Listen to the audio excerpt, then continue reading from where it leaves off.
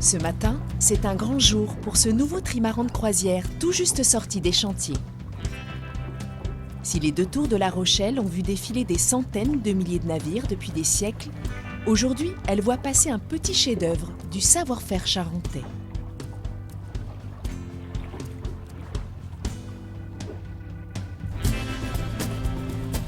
C'est ce Rochelet d'adoption, Éric Brunil, un ancien grand navigateur de course, qui a eu l'idée de créer ce trimaran de luxe. Il coûte beaucoup d'argent et des navigateurs chevronnés du monde entier le convoitent de plus en plus. Aujourd'hui, première expertise en mer du nouveau-né. Dès qu'Éric est à bord, la tension monte doucement. Le bateau doit être livré à la fin de la semaine et aucun détail ne doit lui échapper. C'est juste la première fois qu'on met la grand voile, donc on a certains petits réglages automatiques que l'on règle à la première sortie pour que la voile se tende, s'étarque correctement. Donc voilà, c'est des choses qu'on prépare au port, mais néanmoins on a besoin d'une première sortie. Extérieur, intérieur, tout doit être passé au crayon. Entre la forme du bateau quand il est à terre dans le chantier et une fois qu'il est dans l'eau, surtout mâté, c'est-à-dire avec son mât et tous ces haubans, tous ces câbles qui tiennent le mât, qui vont contraindre toute la structure du bateau, il peut y avoir quelques millimètres, bien sûr, ça n'a pas tout à fait la même forme. Donc c'est vrai que les premières navigations permettent aussi juste de tendre l'oreille et de savoir, de bien vérifier qu'il n'y ait pas de petites menuiseries qui touchent du polyester ou qui touchent du plexiglas, ce qui pourrait un petit peu grincer. Ce trimaran haut de gamme est plus qu'un bateau, c'est une maison meublée. Tout doit fonctionner de la cafetière au pilote automatique. On a un souci parce que cette histoire d'orage la semaine dernière, ça nous a déréglé toute la communication entre les instruments. Donc si vous partez ce week-end, il faut qu'on l'appelle et qu'il change tout son câblage rapidement. Et du coup, tout ça aussi, ça interfère beaucoup avec le pilote. Et donc le pilote, là, si tu mets en route, là, il donne quoi? Non, le pilote, il marche pas. Là, d'accord, ok. Bon, alors donc c'est urgent qu'il règle leur problème d'électronique pour que vous puissiez partir, quoi. Bon, c'est pas grand-chose, hein, mais il va falloir qu'il passe une journée à bord pour remettre tout ça d'aplomb. Éric a lancé cette idée de trimaran de croisière en 2009, en pleine crise financière. À contre-courant des autres chantiers qui mettaient la clé sous la porte, lui a eu l'idée d'aménager de plein pied les anciens trimarans de course qu'il affectionne tant. Jusqu'à présent, les architectes n'avaient dessiné des aménagements uniquement dans la coque centrale. Alors, c'était des bateaux marins, bons marcheurs, mais peu habitables, alors peu attractifs pour passer du temps à bord, faire de la croisière à bord. Donc, l'invention de ces bateaux, c'est vraiment d'avoir mis sur les trois flotteurs un très joli petit appartement, un petit loft, et d'avoir tout agencé le bateau à partir de là.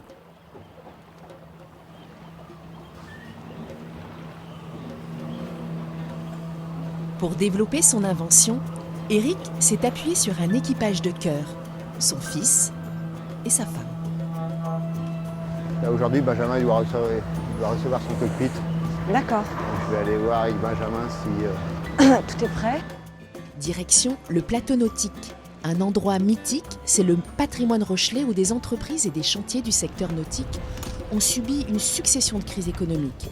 Avec des créateurs comme Éric, cet endroit se réinvente et revit après des années de léthargie. Et c'est dans ce hangar que sa fabuleuse idée a émergé il y a maintenant une dizaine d'années. Un pari osé et risqué à l'époque.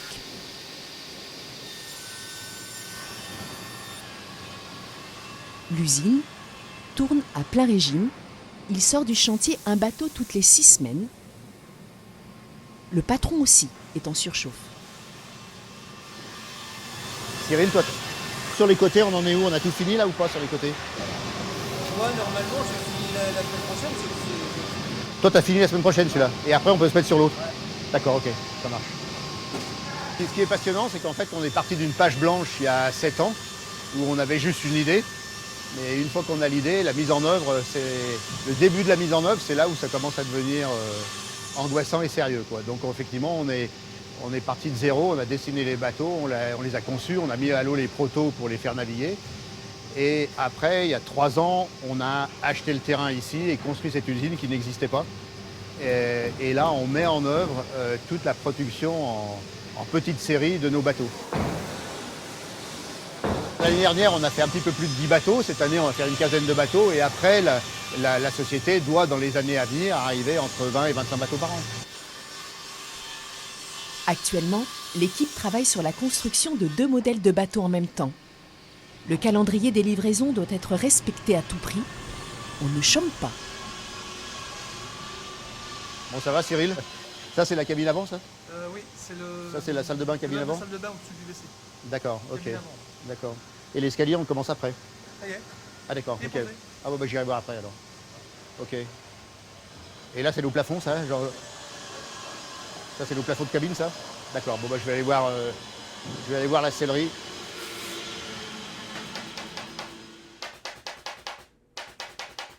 Alors là, c'est un endroit qui est absolument merveilleux. C'est toute la sellerie pour aménager tous les bateaux. Donc en fait, tout ce qui touche au tissu est fait dans cette splendide sellerie. Alors c'est aussi un clin d'œil familial, hein, parce que moi, toute ma famille a toujours baigné depuis des générations de Lyonnais dans le tissu. Donc c'est culturel, quoi. Et traditionnellement, tous les chantiers sous-traitent ce type de travail. Et je trouvais que ça n'avait aucun sens, parce qu'en fait, on a tellement sur nos bateaux de mariage, de tissus et d'ébénisterie qui doivent parfaitement tomber l'un par rapport aux autres. Il faut absolument que les corps de métier travaillent en même temps, parce que comme ça, les bonnes opérations sont faites au bon moment. Au prix de ces bateaux, entre 600 000 et 2 millions d'euros, l'ameublement doit être parfait. Il ne faut pas lésiner sur la qualité. À ce prix-là, Eric n'a pas le droit à l'erreur. Ok. Il n'y a pas que les coussins qui doivent être soignés. Chaque manipulation est délicate, quelle que soit la taille des pièces. Vas-y, monte. Ouais, tu peux y aller. Ouais, tu peux descendre. C'est bon, tu peux descendre.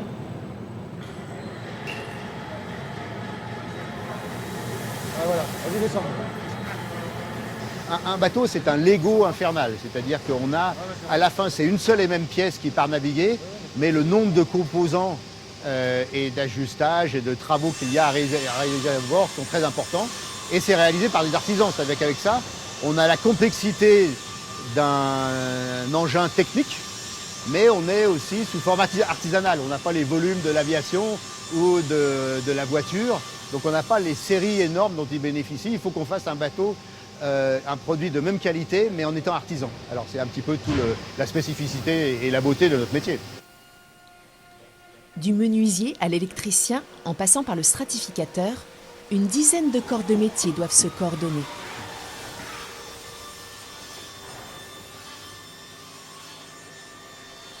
Le moteur d'Eric, c'est l'exportation. On estime qu'il ne faut pas qu'on reste trop petit.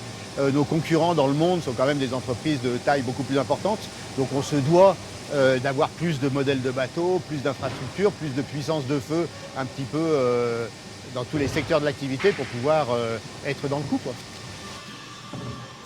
La croissance est là. Les carnets de commandes se remplissent, un sursaut que connaît l'ensemble du secteur. On embauche à tour de bras. Quand je suis arrivé, on avait une dizaine de gars dans l'atelier. Aujourd'hui, on est à plus de 30. Donc ça va très vite. On a beaucoup embauché ces derniers temps. Et puis là, on embauche encore une grosse série sur les mois à venir. Donc ouais, on est en pleine phase d'expansion. Marie, menuisière, 22 ans, est la dernière arrivée au chantier. Les équipes sont jeunes, les collègues sont jeunes, on a des plus anciens qui sont un peu nos papas et nos mamans ici et qui nous apprennent très très bien ce qu'ils ont appris eux auparavant. Et du coup, ils nous forment et ça c'est bien. Moi, c'est ce qui me plaît.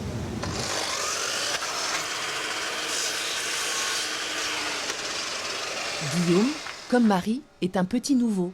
Lui, son métier, c'est la stratification. C'est un petit peu physique, un peu dur, mais ça me convient. C'est quelque chose qui me batte. Et puis les bateaux en général, la voile, le nautisme, ça me rapproche aussi de ce que j'aime. Donc voilà.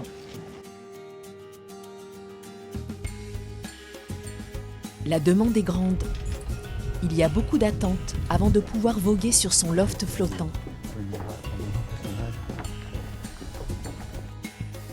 Bernard, un chef d'entreprise, vit sur son bateau de 15 mètres de long depuis 2 mois. Il s'est offert là le cadeau d'une vie pour accomplir un tour du monde.